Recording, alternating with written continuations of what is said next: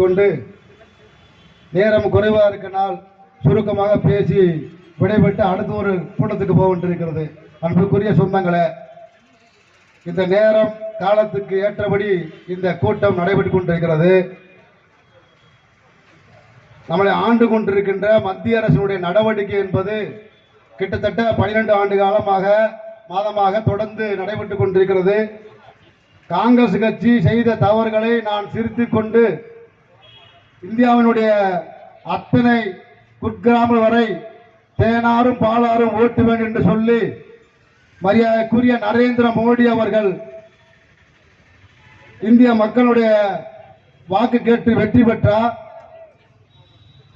அவர் தொடர்ந்து இந்த நாட்டு மக்களை ஏமாற்றிக் கொண்ட வகையிலே தொடக்கத்திலே மக்களுடைய பிரச்சாரத்தில் கீழே கூட இறங்காமல் விமானம் மூலமாக வலம் வந்து கொண்டிருக்கிறார்.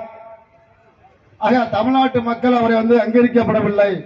ஆனால் இந்திய மக்கள் பல மாநிலங்கள் அந்தரித்து அவர் பிரதம மந்திரியாக இருக்கிறார். ஒவ்வொரு வங்கி கணக்கும் 15 லட்சம் ரூபாய் தர்றேன்னு சொன்னாரு, இதுவரை தரல.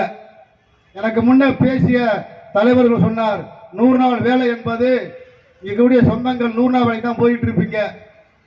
100 நாள் வேலை மிகப்பெரிய ஆபத்துக்கு தள்ளப்பட்டிருக்கிறது. 100 நாள் வேலைக்கான மத்திய அரசு மோடி அரசு நிதி குறைத்துக் கொண்டே இருக்கிறது. தமிழகத்தில் எதிர்க்கட்சி சொல்லக்கூடிய மரியாதைக்குரிய ஐயா எடப்பாடி பழனிசாமி அவர்கள் நாங்கள் வச்ச கோரிக்கைக்கு நரேந்திர மோடி 56 இன்ச்சு கொண்ட நரேந்திர மோடி 124 தர்றேன் அப்படின்னு சொல்லிருக்காரு அப்படின்னு போஸ்ட் அடிச்சு ஓட்டிட்டாரு. ஐயா எடப்பாடி பழனிசாமி அவர்களே, 120 வேலை கொடுத்திருக்கீங்க. அப்பாவி மக்களுக்கு, ஏழை எளிய மக்களுக்கு அன்றாட வேலைக்கு போய் ஒரு நேரம் கஞ்சி குடிக்க விட வேண்டும் என்று இந்திய கம்யூனிஸ்ட் இடதுசாரி போன்ற நாடாளுமன்றத்தில் பதவி வேண்டாம், மந்திரி பதவி வேண்டாம், ஒரு நாள் வேலையாக இந்த நாட்டு மக்கள் அடித்தட்டு மக்களுடைய வாழ்க்கை உத்தரவாக வேண்டும் என்று சொல்லி போராடி பெற்ற இந்த 100 நாள் வேலையை எடப்பாடி பழனிசாமியும் அவர்கள் கூட்டணியுடைய நரேந்திர மோடியும் குழி தோண்டி வைத்துக் கொண்டிருக்கிறார்கள். 120 வேலை மகிழ்ச்சி, வரவேற்கிறோம். இங்க ஊரா வசூல் பண்றது யாரு? ஐயா 56 கொண்ட நரேந்திர மோடி.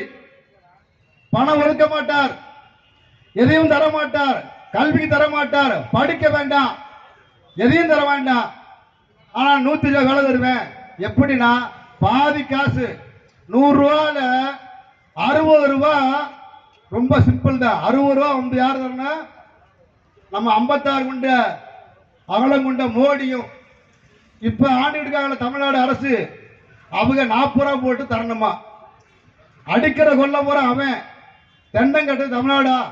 இது தமிழ்நாட்டுக்கு மட்டும் இல்ல, ஊருக்கே வச்ச கொல்லி. இத நம்மளுடைய எடப்பாடி பழனிசாமி தைரியமா சொல்லும் போது தமிழ்நாட்டு மக்களுக்கு 60 ரூபா அவன் தருவேன், நான் 40 ரூபா தருவேன் சொல்லி தமிழ்நாடு அரசுடைய நடவடிக்கையில தொடர்ந்து குற்றச்சாட்டிக்கிட்டு இருக்காரு. மகிழ்ச்சி. இன்னைக்கு சட்டமன்ற எதிர்க்கட்சி வரக்கூடிய அண்ணன் மரியாதைக்குரிய எடப்பாடி பழனிசாமி அவர்களை உண்மையை சொல்லணும்.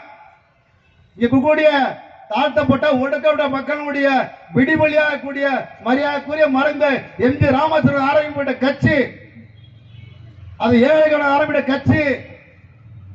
அந்த கட்சி இவங்களுக்காக ஆரம்பித்த கட்சி. இப்ப இந்த கட்சி எங்க இருக்கிறது? பாம்புடைய கூட்டத்தில் மோடியுடைய அம்சாவிடம் கூட்டணி வைத்துக் கொண்டு இந்த அப்பாவியுடைய 100 நாள் வேலைக்கான உழ வைக்கிற கூட்டத்தில் தொடர்ந்து எடப்பாடி பழனிசாமி வளம் வந்து கொண்டிருக்கிறார். ஆக அந்த எடப்பாடி பழனிசாமி அப்புறப்படுத்துவதற்கான இது ஒரு தயாரிப்பான கூட்டமாகவே நம்ம கருதி கொள்ளலாம். ஒரு வழி இல்ல, அவ ஏதோ ஒரு வழியில தமிழகத்தை மிகப்பெரிய மலமாவும் போன்ற மிகப்பெரிய காட்டு எருமை காற்றினுடைய கொடூர மிருகங்கள் வந்து கொண்டிருக்கிறது. தமிழ்நாட்டை விழுங்குவதற்காக அந்த வழி வருவதற்கு எடப்பாடி பழனிசாமி கால் ஊண்டுவதற்கு அவர் தோல்லை சுமந்து கொண்டு வந்து கொண்டிருக்கிறார். மிக்கபடிய நாடாளுமன்ற நடவடிக்கையில என்ன நடக்குது என்று நம்ம சொல்லக்கூடிய நம்முடைய பாராளுமன்ற உறுப்பினர் வந்திருக்காரு. அங்க பாராளுமன்றத்துல நடத்த விட மாட்டாரு ஆளுங்கட்சியினுடைய மோடி அரசு. நம்முடைய நாடாளுமன்ற உறுப்பினர் இந்த மாவட்டத்தினுடைய இந்த தொகுதியினுடைய நடவடிக்கை பேசுவதற்கு டைம் தர மாட்டான், ஒதுக்க மாட்டான், பேச விட மாட்டேங்கிறான். நாடாளுமன்றத்தை முடக்கிட்டு இருக்கிறது யாருன்னா பிஜேபி. நிதியை கொடு, அப்புறம் நீதியை கேளு அப்படின்னா ரெண்டுமே தர மாட்டான். இங்க யாரும் படிக்க கூடாது, இங்க யாரும் வேலைக்கு பார்க்க கூடாது, இங்க யாரும் நீங்க என்ன உணவு என்பது கறி சாப்பிடணுமா, காய்கறி சாப்பிடணுமா, சோறு சாப்பிடணுமா என்பது முடிவெடுக்கிற இடம் நம்மளுடைய நரேந்திர மோடியுடைய நடவடிக்கை. அவர் தான் சொல்றாங்க, நீ சேலை கட்டாத சுடிதார் போடு, வேட்டி கட்டாத பேண்ட் போடுங்க. நீ சொல்றதுக்கு நீ யார்? என்னுடைய பணம் என்கிட்ட இருக்கு, அந்த பணத்துல நான் வேட்டி கட்டணுமா, சோறு சாப்பிடணுமா, கறி சாப்பிடணுமா நான் தான் முடிவெடுக்கணும். ஆக நம்முடைய கல்வியை, உரிமையை, உணவை, உடைமையை அத்தனையும் பறிபோக்கக்கூடிய மோடி அரசு தொடர்ந்து வந்து கொண்டிருக்கிறது. இந்த நாட்டில் 2 பேர் வித்துக்கிட்டு இருக்கா, 2 பேர் வாங்கிட்டு இருக்கா. கேட்ட அந்த நாடு, இந்திய நாடு வளர்ச்சி அடைஞ்சிருச்சு சொல்றா. நித்தமும் உலக நாட்டில் இந்தியா கேவலமா நின்றுகிட்டு இருக்கு. அதானி அம்பானிய வாங்கிட்டு இருக்காங்க, நம்முடைய மோடியும் அமித்ஷா வித்துக்கிட்டு இருக்காங்க. கேட்டா இந்தியா முழுக்க நாடு வளர்ந்துருச்சு, ஆக சுபிட்சமா இருக்கிறது, இன்னும் பொருளாதாரம் கூடிக்கிட்டு இருக்குன்னு சொல்லக்கூடிய இருக்கு.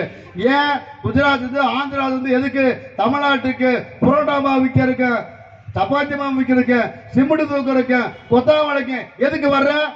நீ இந்தி படிச்சவன் தானே, உன் ஊர்ல வேலை வரலாம்ல, ஏன் தர மாட்டேங்கிற? அங்க இந்துக்கு வேலை இல்ல, எவனுக்கு வேலை இல்ல, வேலையில திண்டாட்டம் தொடர்ந்து ஆட்சிப்படுத்திக் கொண்டிருக்கிறது. ஆக மிகப்பெரிய வளர்ச்சி என்பது சொல்லிக்கொண்டு வளர்ந்தவர்கள் யாருனால் அதானி அம்பானியும். ஆக இப்பேற்பட்ட நபர்களில நாட்டை விட்டு அப்புறப்படுத்த வேண்டும். வரக்கூடிய 2026ஆம் ஆண்டு நடக்கின்ற சட்டமன்ற தேர்தல் மிகப்பெரிய வழக்கமான சட்டமன்ற தேர்தல் இல்லை. நமக்கு இப்ப இருக்கக்கூடிய திராவிட முன்னேற்ற கழகத்தினுடைய பல கருத்துக்கள் இருந்தாலும் இந்த ஆட்சி மீண்டும் தொடரப்பட வேண்டும்.